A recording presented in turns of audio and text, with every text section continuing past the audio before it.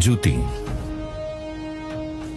Ang duty o katungkulan ay mahalaga sa military profession at kahit sa mga kawaning sibil. Ito ay pagtanggap ng responsibilidad at pagsasagawa nito ng may kagalingan. Para sa mga sundalo, ito ay paglilingkod sa bayan. Kung saan, voluntaryo nilang isinuko ang kanilang mga karapatang sibil upang sumunod sa batas militar. Ang kanilang serbisyo ay 24/7 at ang anumang pahinga ay pribilehyo lamang na maaring bawiin.